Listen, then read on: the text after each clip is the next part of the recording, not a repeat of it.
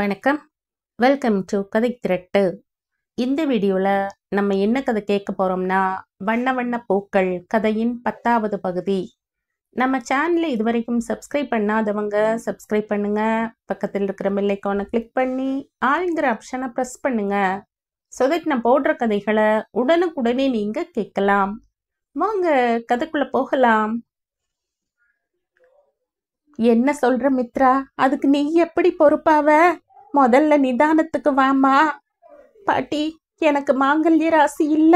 என் கழுத்துல தாலி கட்டினதால தான் சுரேந்தர் என்னை விட்டுட்டு போனாரு. இப்ப விஜி, என்னால தாங்கவே முடியல பாட்டி. விஜிக்கு மட்டும் ஏதாவது ஒண்ணு ஆகி இருந்தா நான் உயிரோடவே இருக்க மாட்டேன். அவள் கேவி கேவி கதற அவளை தேற்ற வழியற்று நின்றார்கள். அப்படியெல்லாம் ஆயிருக்காது மித்ராமா. நீ இந்த நிலைமையில உணர்ச்சி வசப்படக்கூடாது. முதல்ல அமைதியாயிரு. பாட்டி அவளை மார்போடு அணைத்து கொண்டாள். விஜி ரொம்ப ரொம்ப நல்லவன் பாட்டி. எனக்காகவும் என்னுடைய குழந்தைக்காகவும் தன்னுடைய எல்லாத்தையும் இழந்தா. இப்போ அவன் தன்னையே இழந்துட்டாங்கிற செய்தியை கேட்க எனக்கு தைரியம் இல்லை. எல்லாம் உன்னாலதான் பாட்டி. அவன் தான் என்னை அனுப்ப மாட்டேன்னு சொன்னா இல்ல. அப்புறம் எதுக்கு என்ன வலுக்கட்டாயமா இழுத்துட்டு வந்த? இந்த வீடு ராசி இல்லாத வீடு. நான் இங்க வந்தப்பதான் சுரேந்திர இழந்த. இப்ப விஜயையும். ஐயோ பாட்டி, அவனுக்கு எதுவும் ஆகியிருக்காதில்ல. அப்படி ஆயிருந்தா நான் செத்து போயிடுவேன் பாட்டி. விசித்து விசித்து அழுதவளை தேற்ற வழியற்று நிற்க அவள் அதற்கு சந்தர்ப்பம் தராமல் மயங்கி சரிந்தாள். மருத்துவமனையின் பிரத்யேக வாசனை நாசி வருட சிரமப்பட்டு கண்கள் திறந்தாள். சின்ன சின்ன உபகரணங்கள் சுற்றிலும் அவளை சூழ்ந்து கிடந்தது. இமையில் ஏதோ ஒன்று மெத்தை விரித்திருக்க மெல்ல எழுந்த தலையணையை முதுகுக்கு தந்தபடி அமர்ந்து கொண்டாள். விஸ்தீரணமான அறையில் முழுக்க கண்களை விரித்தவள் நொடியில் 1000 பூ பூக்க அழுகை வெடிக்க கட்டிலை விட்டு இறங்க முற்பட அவளுக்கு அந்த சிரமத்தை தராமல் விஜய் எழுந்து ஓடி வந்தான். நெற்றியில் சின்னதாய் பிளாஸ்திரி, முழங்கையிலும் முஷ்டியிலும் சின்ன கட்டு போட்டிருந்தான். என்ன பண்ணி வச்சிருக்க மித்ரா என்றான் கொஞ்சம் கடுமையான குரலில். அவன் கேள்வியோ அதில் இருந்த கோபமோ அவளை எதுவும் செய்யவில்லை. கட்டிலை விட்டு இறங்கியவள் அவன் மார்பில் முகம் பொதித்து விசும்ப தவித்து போனான். மித்ரா, என்னாச்சு? ஏன் இவ்வளவு எமோஷனல் ஆகிற? இந்த சூழ்நிலையில இது நல்லது இல்லடா. அவளுடைய தலையை மெல்ல வருடினான்.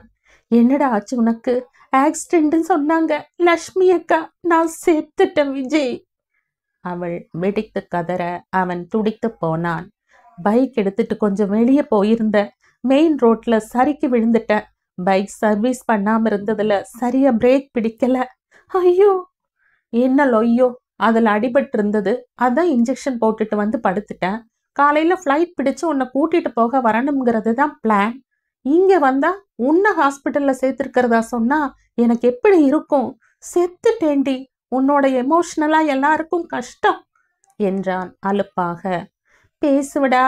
ஏன் பேச மாட்டேன்? நான் ஏற்கனவே இழப்பை பார்த்தவ. என்னோட வலி எனக்கு மட்டும்தான் தெரியும்.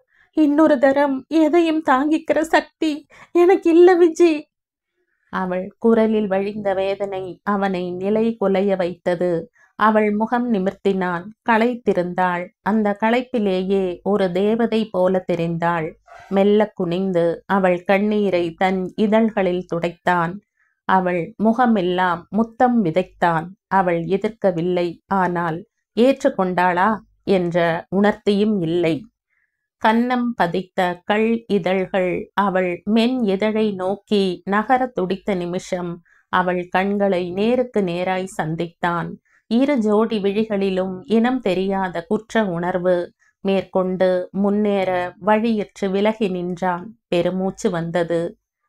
சாரி மித்ரா என்றான். அவள் அமைதியாகவே இருந்தாள். என்று மாறும் இந்த சமுதாயம் அவரவர் வாழ்க்கையின் அத்தனை உணர்ச்சிகளையும் யாருக்காவது இழந்தே வாழ வேண்டிய கட்டாய பாடத்தை மனசிற்குள் ஏற்றி வைத்த சமூகத்தை தவிர யாரை குற்றம் சொல்ல முடியும்? இந்த நிமிஷம் அவரவர் உணர்ச்சி அவரவர்க்கு. யாரை எண்ணியும் யாருடைய நியாயமான உணர்வுகளையும் கட்டுப்படுத்தி வைக்க வேண்டிய தேவை என்ன? இல்லாத ஒருவனுக்காக இருக்கின்ற உணர்ச்சியை காட்டுவதில் என்ன பங்கம் ஏற்பட்டு விடப் போகிறது? இதில் துரோகம் என்ற வார்த்தை எங்கிருந்து வருகிறது? இது இவர்களுக்கானது மட்டுமல்ல. கூட்டுக்குள் தன் உணர்வை கொட்டி வைத்து கொண்டு மனம் திறக்க முடியாமலும் தன்னுடைய நியாயமான உணர்ச்சிகளை நியாயமான இடங்களில் கூட வெளிப்படுத்தவும் தயங்குபவர்களுக்கான வெறுமையை காலம் கண்டுகொண்டுதான் இருக்கிறது. ஆனால் மனிதர்களின் உணர்ச்சிகளுக்கு மாற்று ஏற்பாடு செய்ய இயலாமல் காலமே கைதட்டி வேடிக்கை பார்த்து கொண்டுதான் இருக்கிறது. ஒரு முழு நாளை முழுங்கி இருந்தது பயணம். விஜய் பயணங்களுக்காக இத்தனை நேரம் விரயம் செய்ததே இல்லை. ஆனால் மித்ராவின் இப்போதைய நிலைக்கு அவளுக்கு விமான பயணம் ஒத்து வருமா என்ற கேள்வி எழுந்த அடுத்த நொடி அதை பற்றி யோசிக்க கூட அவன் விரும்பவில்லை. ரயில் பயணமும் சுகமாய்த்தான் இருந்தது. முழு நாளை தின்ற பயணங்கள் மித்ராவுடனான அவனுடைய நெருக்கத்தை இன்னும் கூட்டியிருந்தது. வீடு வந்து சேர்ந்ததும் களைப்பில் மித்ரா தன்னை மறந்து உறங்கியிருந்தாள். விஜயும் சிறிது நேரம் ஓய்விற்கு பிறகு அலுவலகம் கிளம்பி போனான். கீர்த்தியும் அகல்யாவும் கோயிலுக்கு கிளம்பியிருந்தார்கள். இன்று சங்கடகர சதுர்த்தி. சங்கடங்கள் எல்லாம் நலிந்து போகட்டும் என்ற வேண்டுதல் அவர்களுக்குள் பிரவாகமாகிக் கொண்டிருந்தது. இப்போதுதான் காலம் கனிந்திருக்கும் கீர்த்தி பிரபாகரின் திருமணம் எந்த குழப்பமும் இல்லாமல் ஈடேற வேண்டும். மாலை எழுந்து புத்துணர்வாய் குளித்து மித்ரா கீழே வந்தாள். வீட்டில் அரவம் இல்லை. லக்ஷ்மி மட்டும் இவளை பார்த்ததும் புன்முறுவலாய் எழுந்து வந்தாள். பாப்பா, டீ போட்டு தரவா? இருக்கட்டும்க்கா. வீட்டுல எங்க யாரையும் காணோம். கோயிலுக்கு போயிருக்காங்கம்மா, பெரியம்மாவும் சின்ன பாப்பாவும்.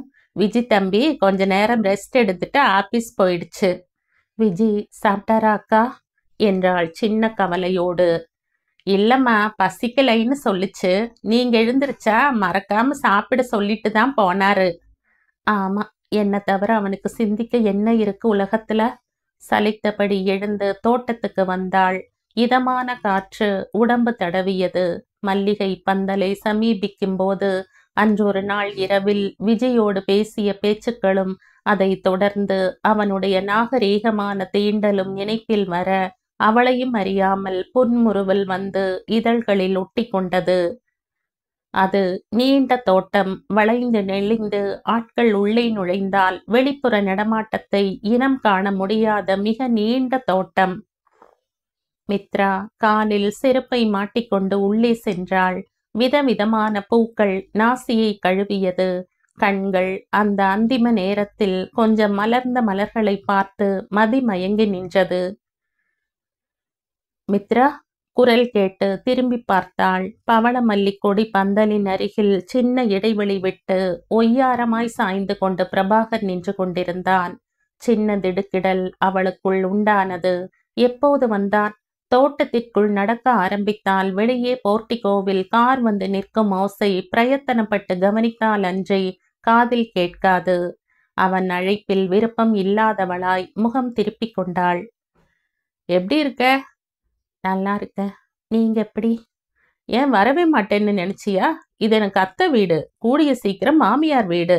இத்தனை நாள் இருந்த இடைவெளியை சமீபத்துல தான் நானும் கீர்த்தியும் பேசி சரி செய்தோம். அதான் அத்தையை பார்த்துட்டு போகலாம்னு வந்தேன். ஆனா உன்னை இங்க அதுவும் இப்படி பாப்பேன்னு நான் துளி கூட நினைக்கல. குரலில் வீசிய காம நெடி மல்லிகை கொடியின் வாச நெடியை வம்புக்கு இழுத்து தோற்கடிப்பது போல் இருந்தது. ரொம்ப நல்லது. நீங்க இந்த வீட்டுக்கு ஏன் வந்தீங்கன்னு விசாரிக்கல. நான் இருக்கிற இடத்துக்கு ஏன் வந்தீங்கன்னு தான் விசாரிச்சேன். நிஜமா சொன்னா கீர்த்தியோட வாழ்க்கையில நீங்க வர்றத நான் துளி கூட விரும்பல. அவ உங்களை ரொம்ப நேசிக்கிறா. சின்ன பொண்ணு. ஆனா உங்க மனசுல இருக்கிற வக்ரம் அவளுக்கு புரியல. அதை நான் எடுத்து சொன்னாலும் அவ உணரல.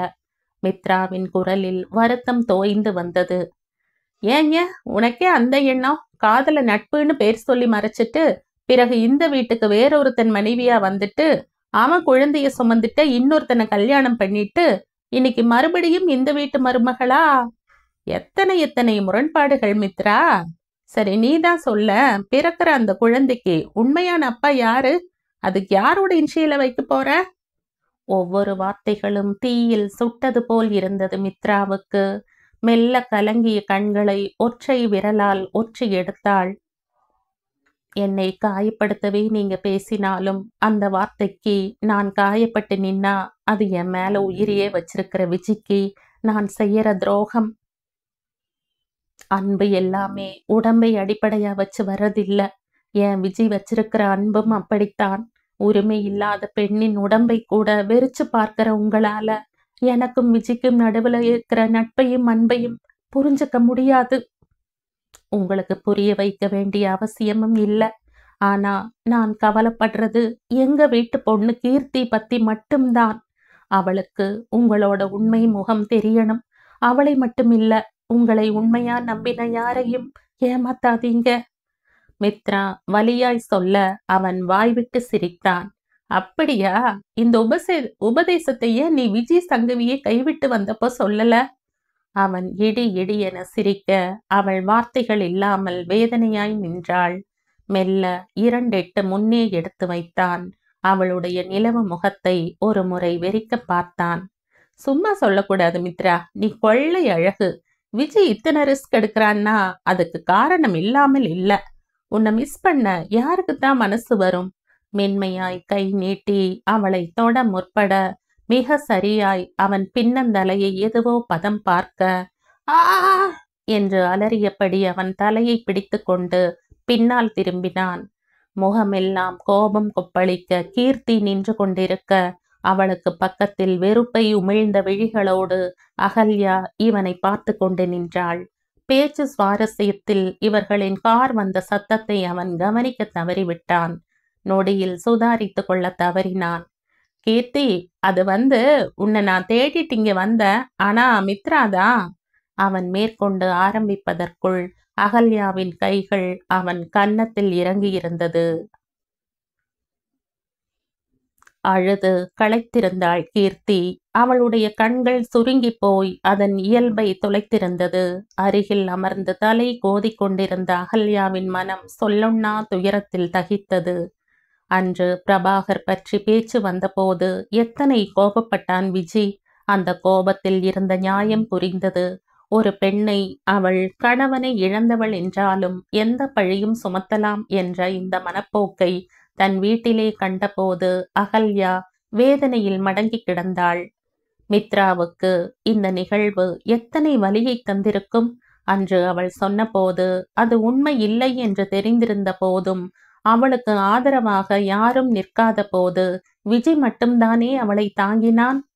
ஒரு ஆணால் ஏற்பட்ட வலியை ஒரு ஆணே சரி செய்யும் அற்புதம் கடவுளை தவிர யார் செய்ய இயலும்? மித்ராவின் மனதில் எத்தனை எத்தனை வலி இருந்திருக்கும். ஆனால் இப்போது கீர்த்தியின் கண்ணீரும் சாதாரணமானது அல்லவே. மகளின் தலை கோதிக்கொண்டிருந்தாள். அரை வாசலில் நிழல் ஆடியது. ஜூஸ் கோப்பைகளுடன் மித்ரா வந்து நின்றாள். கீர்த்தி, எழுந்திருச்ச முதல்ல இத குடி, மென்மையாய் சொல்ல கீர்த்தி எழுந்தமர்ந்து அவள் முகத்தை நிமிர்ந்து பார்க்க இயலாமல் தேம்பி தேம்பி அழ ஆரம்பித்தாள். ஐம் சாரி அண்ணி. அவளுடைய குரல் உடைந்து போனது. நீ எதுக்கு கீர்த்தி இத்தனை வருத்தப்படுற? நீ என்ன தப்பு செஞ்ச? தப்பு செய்யல அண்ணி. நடந்த தப்பு தெரிஞ்சு அதை புரிஞ்சு உங்க பக்கம் நிக்காம போனது எத்தனை பெரிய குற்றம். எனக்கு அவன் வேணா அண்ணி. மித்ராவின் மடி கவிழ்ந்து அவள் அழ மித்ரா உருகி போனாள். சட்டுன்னு அப்படி ஒரு முடிவுக்கு வராத கீர்த்தி, பேசி பார்ப்போம். பிஜி வரட்டும். இதுல பேச எதுவும் இல்ல அண்ணி. நம்பிக்கை இல்லாத இடத்துல நம்மோட நிழல கூட விதைக்க கூடாது. இது என்னோட பாலிசி. எத்தனை முயற்சி செய்தாலும் இழந்த நம்பிக்கையை திரும்ப பெற முடியாது. என்ன கொஞ்சம் தனியா விடுங்க. எழுந்து உள்ளே போனாள்.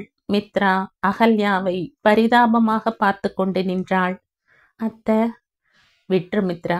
எனக்கு என் பிறந்த வீட்டை விட நான் பெத்த பொண்ணு வாழ்க்கை முக்கியம். நீ இந்த விஷயத்தை விட்டுட்டு அமைதியா இருமா. மித்ராவுக்கு என்ன பதில் அளிப்பது என்று தெரியவில்லை. அமைதியாக நின்றாள். ஆனால் மனசின் மூலையில் எங்கோ கீர்த்தியின் வாழ்க்கையும் கேள்விக்குறியாக தான் ஒரு காரணமாகிவிட்டோமோ என்ற கவலை மனசை அரிக்க ஆரம்பித்தது. அதை தான் சரி செய்ய வேண்டும். பிரபாகரை சந்தித்து அவனுக்கு புரிய வைக்க முயல வேண்டும். அவளுடைய மனது ஏதேதோ யோசிக்க ஆரம்பித்திருந்தது. பெரும்பாலும் சந்திரனை சந்திக்கின்ற நிகழ்வுகளை தவிர்த்து கொண்டே விடுகிறான் விஜய். மனதின் கனன்ற நெருப்பு அவரை சந்திக்கின்ற நாளில் வெடித்து சிதறாமல் இருக்க தன்னை தானே பக்குவப்படுத்தி கொண்டிருந்தான். அவருடைய செயல் ஒன்றும் மன்னிக்க தகுந்தது இல்லை. ஆனால் தண்டிக்க, நியாயம் தேட இவனிடம் எந்த சாட்சியமும் இல்லை.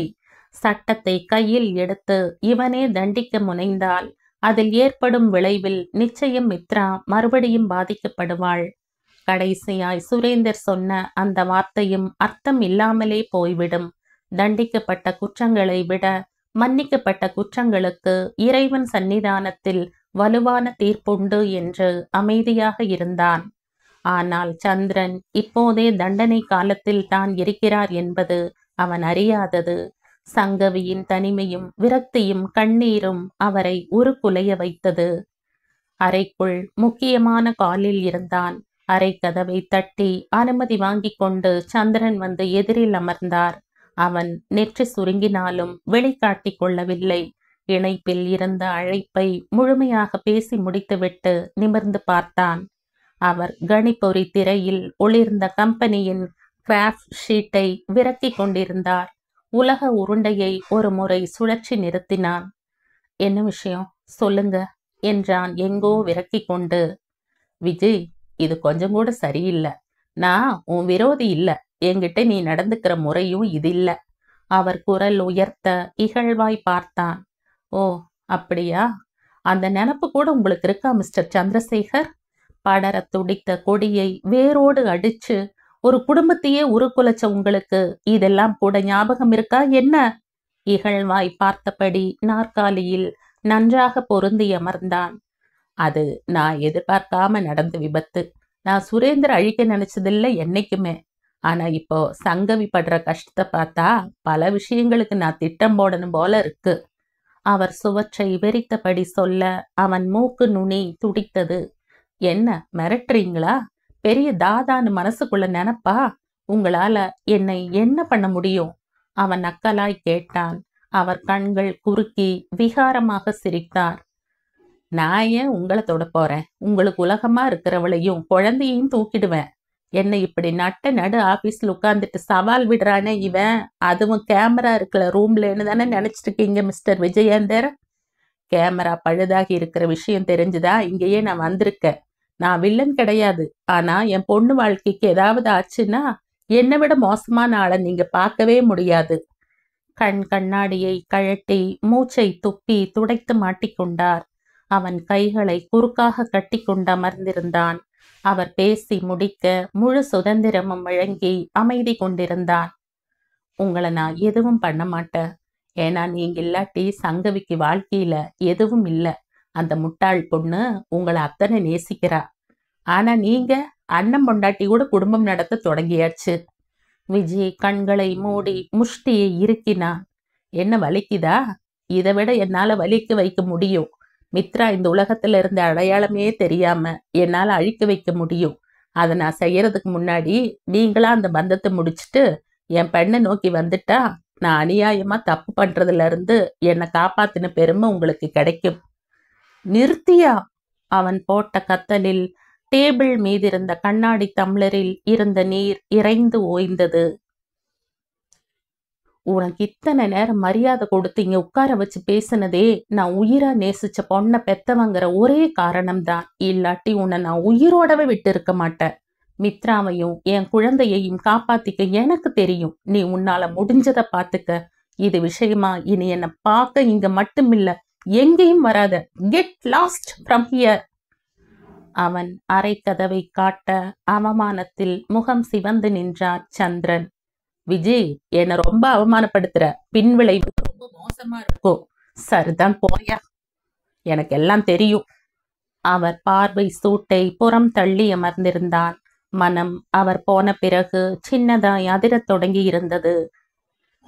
இவனுடைய அதிகார ஆட்டத்தில் சுரேந்தரை இழந்தது போல் மித்ராவையும் இழக்க நேர்ந்து விட்டால். மனம் பதற வேகமாக அலைபேசியை எடுத்து உயிர்ப்பித்தான். மித்ரா, குரலில் பதட்டத்தை மறைக்க முயன்று தோற்றான். என்னாச்சு விஜய்? எப்படி இருக்க? அதை சொல்லு முதல்ல. நல்லா இருக்கேன். அது சரி, ஆபீஸ்ல உட்காந்துட்டு தூங்குறியா? ஏன் அப்படி கேக்குற? இல்ல, திடீர்னு கெட்ட கனவு கண்டு கண்ணை திறந்த மாதிரி மித்ரா மித்ரான்னு என்ன புலம்பல்? ஒழுங்கா வேலை பாரு விஜி. கலகலவென சிரித்தாள். பல மாதங்களுக்கு பிறகு ஒரு மனம் கனிந்த சிரிப்பு அவளிடம் இருந்து. மனம் இதமாக உணர்ந்தது. அலைபேசியை துண்டித்து கொஞ்சம் நிம்மதியானான்.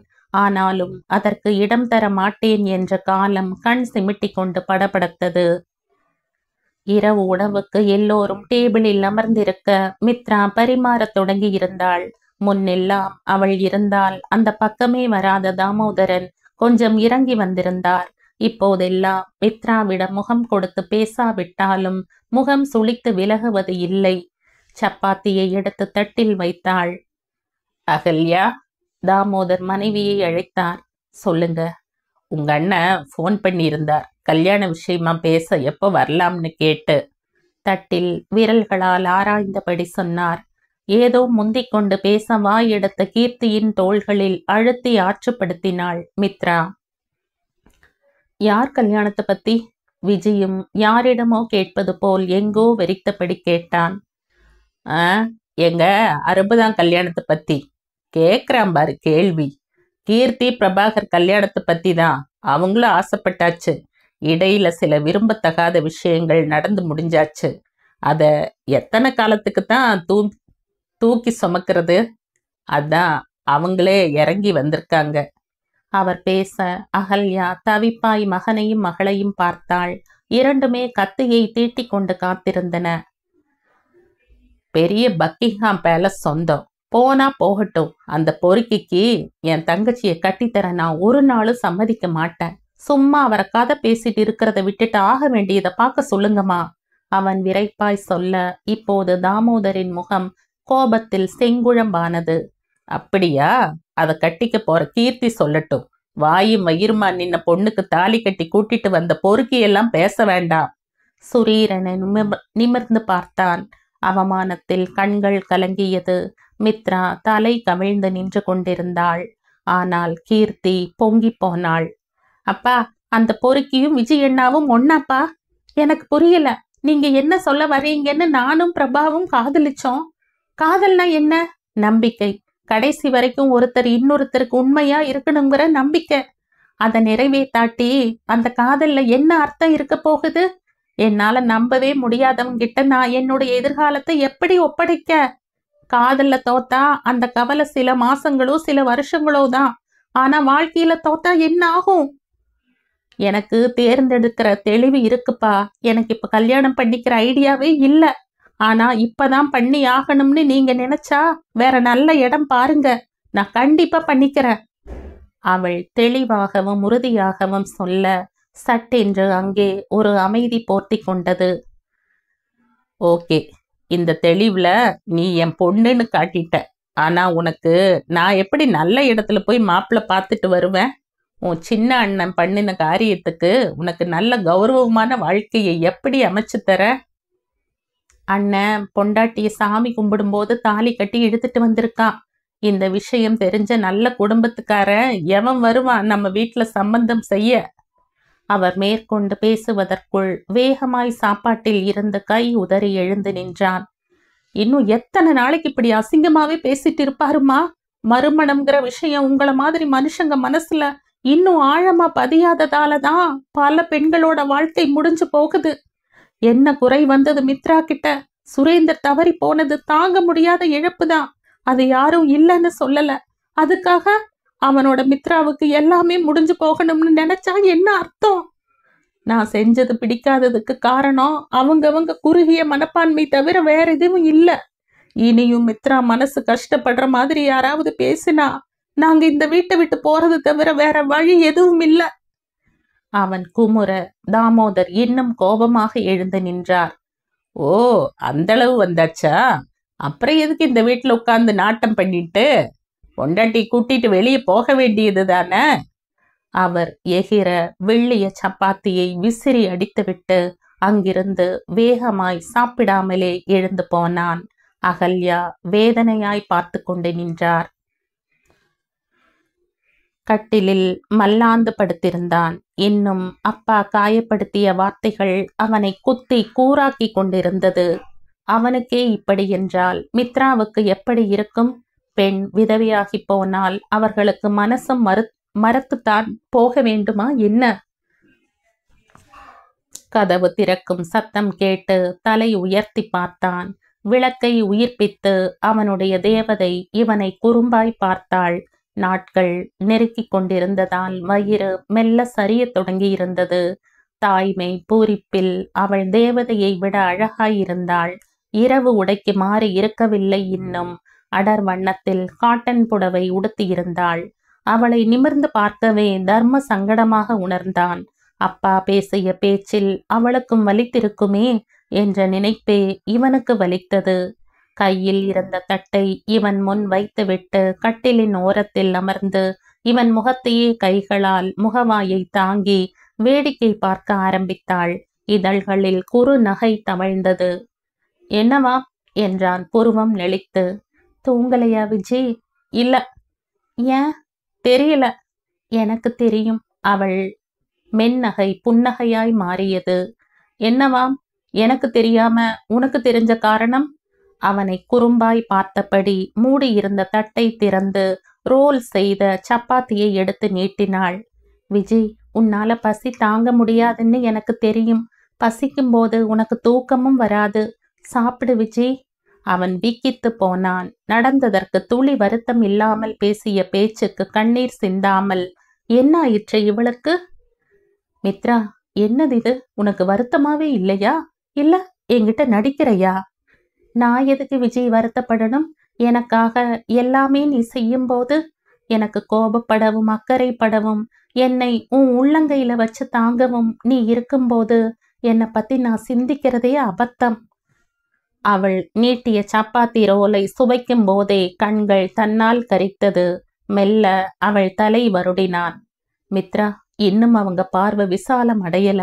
அதான் முன்னாடியே அத்தனை காயப்படுத்தி பேசுறாங்க. ஏன், ஒரு பொண்ணு விதவைனா அவளுக்கு மனசு இருக்காதா? அதுவும் மறத்து போயிருக்குமா? அவள் முன்னாடியே இத்தனை வலிக்கு பேசினா அவளுடைய உள்ளம் பதைக்காதான்னு ஏன் அவருக்கு தோணல? மித்ரா கைகளை பற்றி கொண்டு தழதழத்தான். அவன் பற்றி இருந்த கைகளை பார்த்து கொண்டே கேட்டாள். நான் இன்னுமா விதவை விஜி? சொலேர் என்று இருந்தது அவனுக்கு. அதே வார்த்தை கொஞ்ச நாட்களுக்கு முன்னால் அவன் கேட்ட அதே வார்த்தை. இப்போது அதே கேள்வி ஆள் மாறி வருகிறது. மித்ரா மனசுக்குள் முழுவதுமாய் அவன் நிறைந்து போய்விட்டான். அந்த நிமிஷம் அவனால் தன்னை கட்டுப்படுத்த இயலவில்லை. பற்றி இருந்த அவள் கைகளை எடுத்து புறங்கையில் முத்தமிட்டான். அவள் சின்னதாய் சங்கடப்பட்டாள்.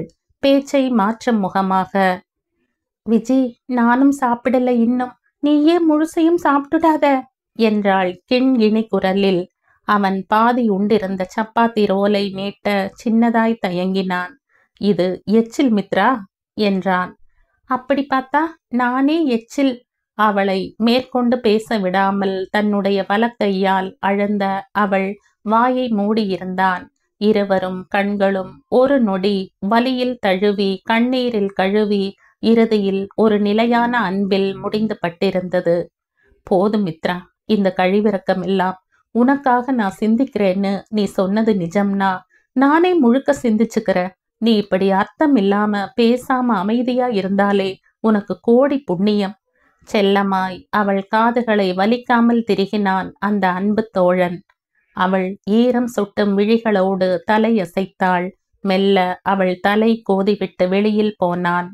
காலையில் இருந்து அகல்யா பரபரப்பு காட்டிக் கொண்டிருக்க மித்ரா புன்முறுவல் மாறாமல் பார்த்து கொண்டு அமர்ந்திருந்தாள். முதன்முறையாக விஜயும் மித்ராவும் கோயிலுக்கு போகிறார்கள். அகல்யா நிறையவே ஜோசியத்தில் நம்பிக்கை கொண்டவள்தான். அதுவும் சுரேந்தரின் மரணத்திற்கு பிறகு அவளுடைய நம்பிக்கை பயம் கொண்டதாய் மாறி போய்விட்டது.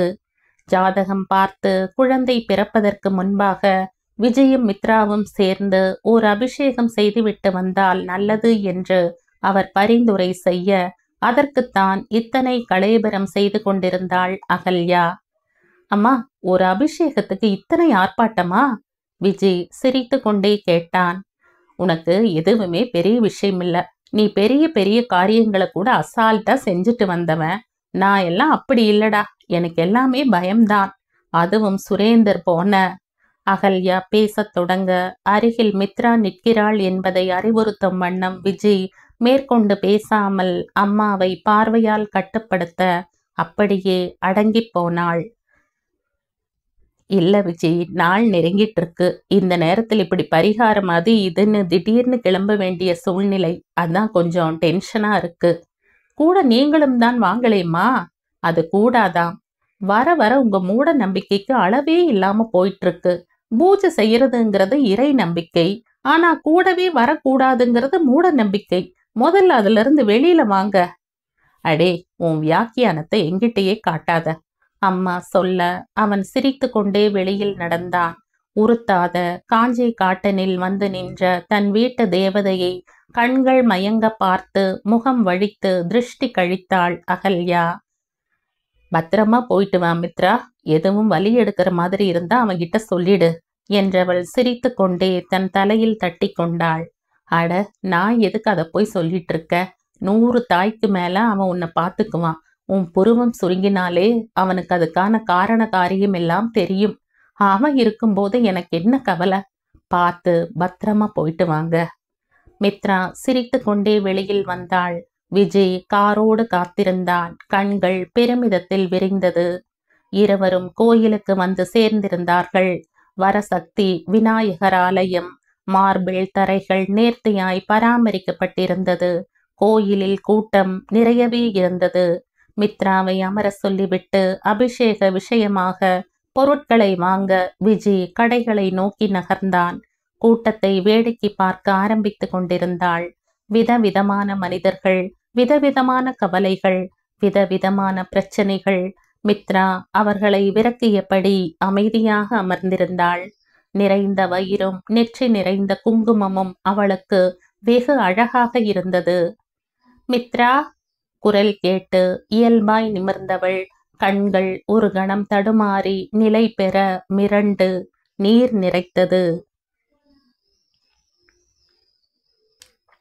இந்த கதையின் தொடர்ச்சியை அடுத்த பதிவில் கேட்கலாம். நன்றி.